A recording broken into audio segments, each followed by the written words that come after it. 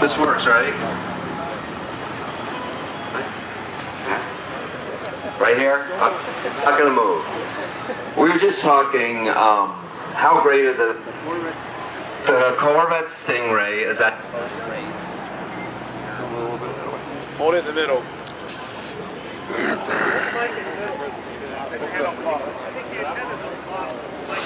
Like this? Oh, like rap star style, you know. Okay. Anyway, I should just drop. Seriously.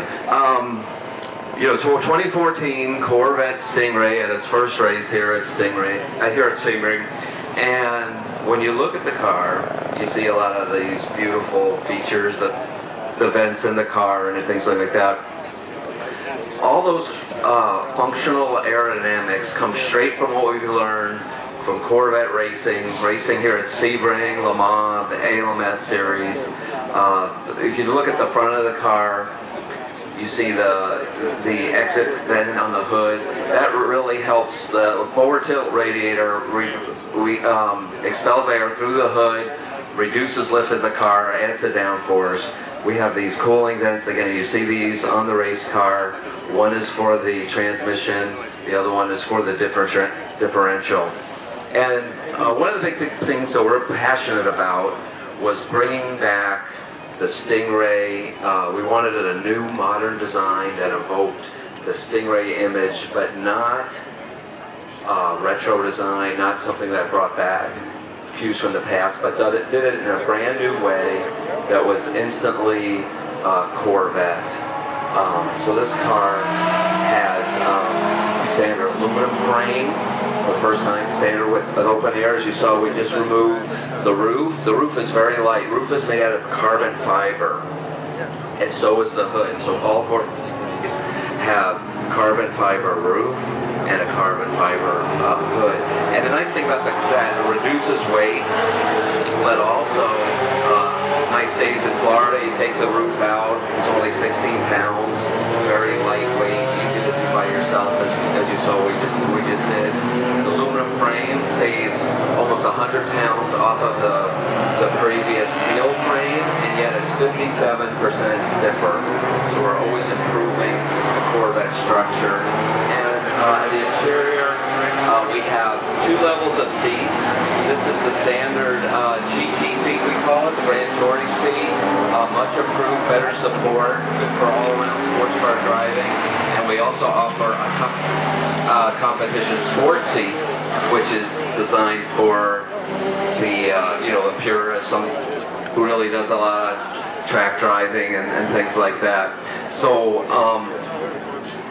this car, Cyber Gray Kalahari interior. We've also shown the Torch Red car with adrenaline red interior. Everybody seen that car in pictures or anything?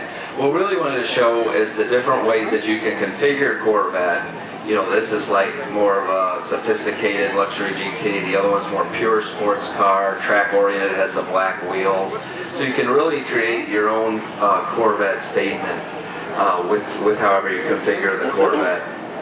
One of the other things we have, standard 7-speed manual transmission with active rev match. It's a great feature.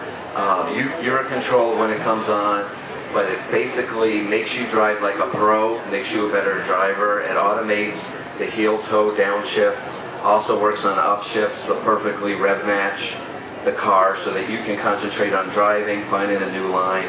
Then if you get more confident, you can turn the feature off again and use your own skills to do that. But it's a great feature. We also have a driver mode selector, which is basically a equalizer for the car. It controls everything from the throttle progression, the firmness of the chassis, the exhaust sound, the steering feel, even the gauge cluster. So if you're in the touring mode, for example, the gauge cluster has a lot of high-tech features like navigation.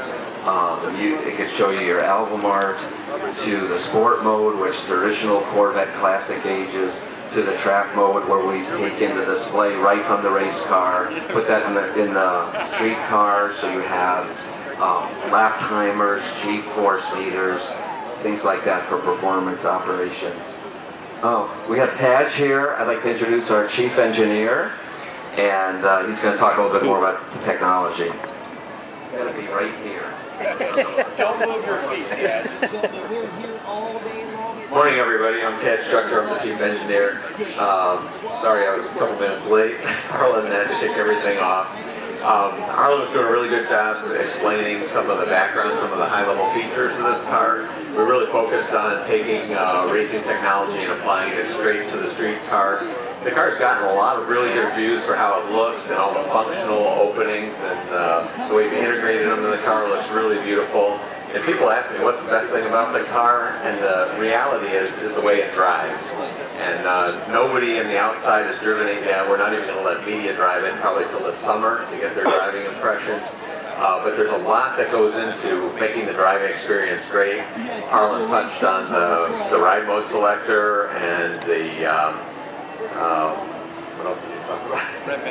Rev matching, that's awesome for driving. But the foundation of the driving experience really starts with that new body structure. And we have it right over here, the new all aluminum body structure that's going to be built in-house in Bowling Green. We have the body shop there up and running. And even though from a distance it looks a lot like the 6th generation aluminum body structure, there's not a single shared part. In fact, almost every part is made with a different technology than what we made today's with. There's a lot of new technologies in aluminum manufacturing that weren't available at the time we engineered the previous aluminum frame. And so we put the best of those technologies into that frame. And making it 60% stiffer and 100 pounds lighter really impacts the driving experience. It makes the car feel much more planted, even on rough road, much more stable, much more solid underneath you. But more than just kind of that global stiffness, a lot of the details in that structure contribute to the driving experience as well. What we call the local stiffnesses, so things like where suspension control arms attach to the body, much stiffer. If you look at where the suspension attaches to the body on the structure over here, you'll see that there's machine-faced areas where big bolts go through, and we put on what we call a bow tie connection. And if you look inside that structure, it's actually hollow. There's a hollow casting, and inside there's cross-car ribbing that really reinforce those local attachments. When you have locally stiff attachments, that lets the suspension do its job with extreme precision, and that makes the car handle that much better. So having the body structure very stiff, having the local stiffness is important, but then we went a big step farther. Maybe the most important thing that we haven't talked about too much is actually the steering system stiffness. So we re-engineered everything from the steering wheel itself, through the steering column, the adjustment, the tilt head mechanism, redesigned all that, the intermediate shaft, the steering rack, the way the rack attaches to the body structure, the toe links out to the knuckle themselves, the wheels, the bearings, everything in that whole system that contributes to how stiff the steering system is. We redesigned that, and it's 5 times stiffer than today's car. So 500% of today's car stiffness. That makes a huge difference in the apparent responsiveness of the car. When you move the wheel just a little bit, you get an exactly proportional response at the tire, and therefore the car turns extremely precisely. Another contributor to the driving experience is the electronic limited slip differential. That's part of the Z51 package that you see here. It includes a whole bunch of stuff, including dry sump, the normal things you'd expect, spring rates, bars, shocks, and so forth. You get these larger wheels, they're an inch larger in diameter. They're forged wheels. You get bigger brakes, even though the standard car has a huge brake upgrade with fixed calipers from Brembo. You get even bigger brakes and enhanced brake cooling on the Z51. And then if you look at these rotors, you see these little C-shaped slots. If you look at the race car, you'll see a very similar shape, a little bit different, but we've done cross-drilled for a long time. Race cars moved away from that a long time ago, and so we're doing slotted rotors like the race car is now. And of course, one of the huge things you experience when you're driving is what happens when you step on that brake pedal. and that's a very important part of the whole new Corvette. We have a brand new Gen 5 V8 small block engine. Every part has been redesigned. It's as new as the rest of the car, and it starts with a combustion system, very high compression ratio, and we optimized that through incredible amount of computer optimization. If you look at the top of the piston, it's extremely complicated with a bunch of detailed features in it, all to control the combustion event in great detail. We added variable valve timing, direct injection, and cylinder deactivation, kind of the state-of-the-art technologies in any engine these days. Added it to the small block to improve efficiency and performance. The thing that you notice when you drive the car is the low-end torque. Below 4,000 RPM, this engine has as much or more torque than today's 7-liter LS7, the engine that we put in the Z06. Makes the car feel incredibly responsive and immediate, having all that low-end torque. The biggest thing we wanted to do with this car is expand the bandwidth of what it can do. Today's Corvette is very popular because it does a lot of things well. It can be a good daily driver. It's great for long distance cruising. There's lots of comfort and convenient items, lots of space in the interior, lots of luggage room, so people take it on long trips. And then some people just take it straight to the track and drive it on the track. And so the car does a lot of things well. We wanted to enhance that and make the car better in every way, better in every category, make it faster and make it more comfortable, make it more convenient, more features and so forth. So the engine technologies really play a big part in that, making the car more performance and more efficiency. We expect this to be by far the most capable standard Corvette we've ever produced. The Stingray will have at least 450 horsepower, and we know we'll get a lot better fuel economy than we have today. The cylinder deactivation is the biggest single part of that. Since Corvettes are so light and so aerodynamic, it only takes 12 horsepower to push the car down the road at 50 miles an hour. You're operating the engine at a tiny fraction of its peak capacity, and you really want to make the engine efficient when it's doing that. The best way to do that is to cut off 4 cylinders and work the remaining 4 cylinders harder. That makes it more efficient. In some driving conditions, it's up to 15% more efficient for the same method of driving. So that's a huge fuel economy enabler. So when we say the car is better in every way, we really mean it. This car, Harlan talked about it, but we didn't want to put the Stingray name on until we knew that the car was really worthy of that moniker. It's such a haloed name in the automotive history. It represents the best in appearance, both interior and exterior appearance, but also in the technology under the skin and the way the car drives. So we actually waited until we were done with the car, we had driven the car, we knew exactly what it was going to look like before we decided whether it was worthy of the Stingray name. This was the last things we did. So what I tell people is you're not going to hear about the media driving it until this summer, but when they get behind the wheel, I think they're going to be very impressed, and whenever anybody gets behind the wheel of this car, it's going to change the way they look at Corvettes forever. So we are in the process right now. We've built our last 6th generation car.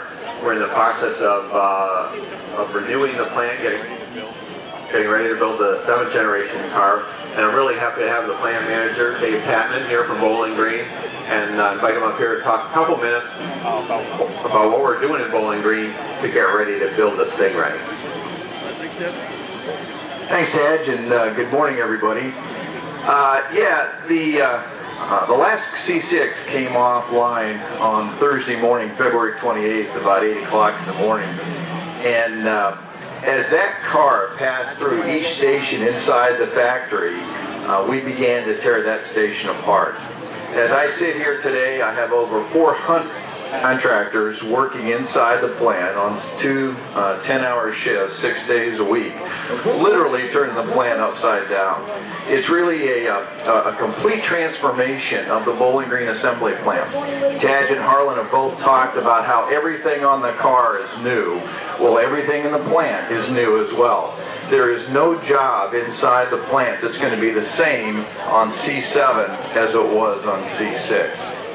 But I think, moreover, the important thing to know is that for over 2 years, I've had people from Bowling Green Assembly travel into Detroit every week. They'd leave their homes every Monday morning, get back every Friday night, to work on this car side by side, hand in hand with engineers and designers and development folks to make sure that the car that we design, the car that we develop, is a car that we can build at world-class quality levels. And so it's very exciting for us to be a part of the Corvette team. It's a privilege to do what we do, and we are absolutely looking forward to making sure that the first car we build is a world-class quality car. Now, final story that is of some significant interest. We have built a number of these cars already in Bowling Green Assembly. This car and the other car that Harlan spoke of, the red car, most people look at those cars, they're show cars. They've been all over the world, literally, as show cars. Most people would assume those cars were built in a design studio or in a model shop somewhere. I built those cars in Bowling Green, Kentucky. I built them in Bowling Green with UAW auto workers right in the heart of America, making this iconic American sports car that, as we're fond of saying, is designed in Detroit. It's built in Bowling Green. Come on, this is punchline. It's designed in Detroit, built in Bowling Green, Kentucky, and raised and sold all over the world.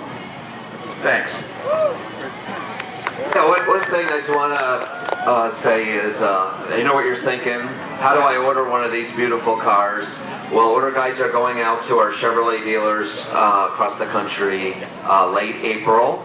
And we expect to see cars at dealers third quarter this year, late summer, and we've got 5 interiors to choose from, 10 exterior colors, 2 new ones, Laguna Blue and Lime Rock Green, racing oriented. So look forward to that. Okay, we actually have another thing we can get to at 9, but we do have time for a couple questions if you guys have any. Happy to answer anything. Where are the backup lights? Where are the backup lights? The question is, where are the backup lights? And if you look inside the taillights here, there's a white section. Those are LED backup lights. They're very bright. This car has a rear camera, like many cars do. The car comes standard with an 8-inch high-definition screen, so you get a really clear view of the view behind the car, even when it's night. There it is. All right. There you go. You ask if we demonstrate.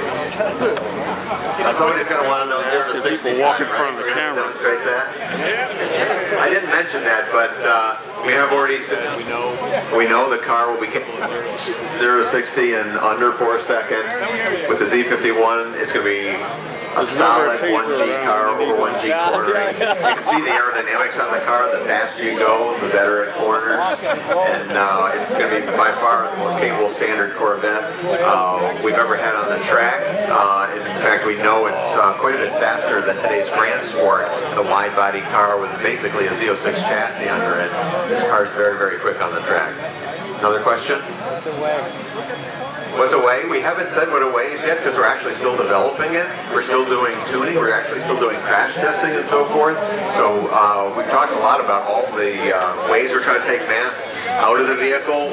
We put a huge amount of effort into that.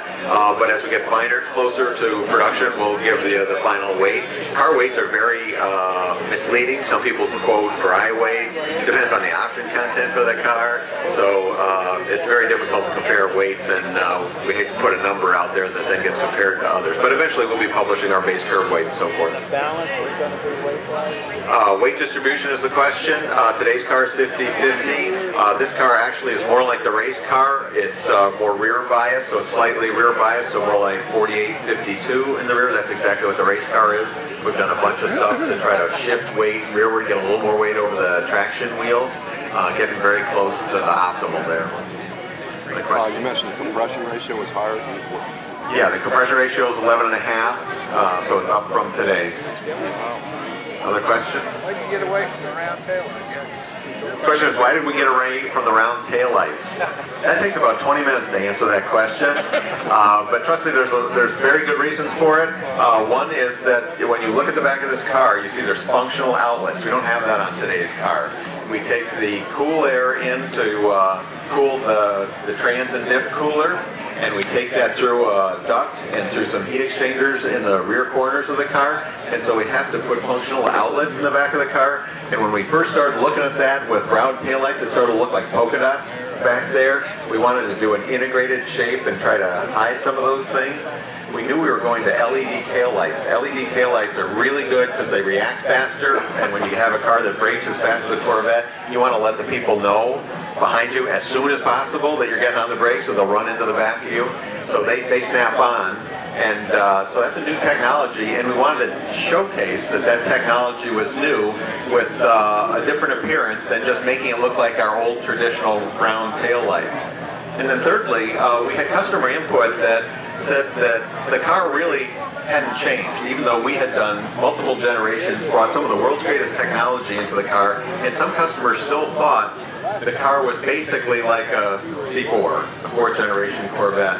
And their proof point was the back of the car. They said, it looks exactly the same, you haven't changed anything. And so we decided to take a little bit of risk, stretch, because we wanted to demonstrate this is a truly 21st century car, showcase the technology out of the taillights, not just do something, you know, that a typical round bulb would do. And then also have the integration of the vents in a new striking shape. So yeah, we took some risks with the taillights. If you put them side by side with the Camaro, they look nothing like a Camaro. They don't have the same technology as the Camaro. I know some of the images on the internet, people were comparing it, but I think in the real world, they really don't compare. That's a long day. I told you it'd take about 20 minutes. I take one more, and then we have to run. Double transmission. We have a 7-speed traditional manual transmission. Many manufacturers are walking away from traditional transmissions. Our automatic is a 6-speed with a torque converter. We've improved the shifting speeds on the paddle. There's something that people don't tell you about DCTs, dual clutch transmissions. They're heavy. They're very expensive, and there's not a dual clutch transmission in the world that'll fit in this car and take the torque of this V8. It's also incompatible with cylinder deactivation. When you're running on 4 cylinders, a DCT creates a lot of vibration in the car. And so actually having a torque converter helps dampen that vibration, and you actually get better fuel economy when you have the torque converter in there, and you can operate in 4 cylinders. Okay, last one. How long do you expect it to be before we can see, say, a C7-based Grand Sport or a Z06? This gentleman's asking about future products, and that's usually my time, my cue to wrap it up and say thank you very much for attending and listening. I have his question. I think we actually have to go. We have to run across the way and do another presentation. So, Jim, thanks. Nash, thank you. David, thank you. Harlan, thank you. These are 3 guys that really work well as a team, and I'll tell you, they work for years with our Corvette racing team to make this car better. Guys, thank you for what you do. Can't wait to be racing out there today with our C6R. 1 year from today, you will see the C7R racing here at Sebring. And if the schedule is kind of comes out the way I think it is, we'll actually race for the first time at the 24 hours at Daytona as the 2 series, ALMS and Grand Am version 1. Guys, thank you for what you do. We'll see you at the track. For all the folks here that are Chevrolet customers, Corvette customers, your fans, if you're thinking about a Chevrolet, thanks for coming out today, and we'll see you at the racetrack.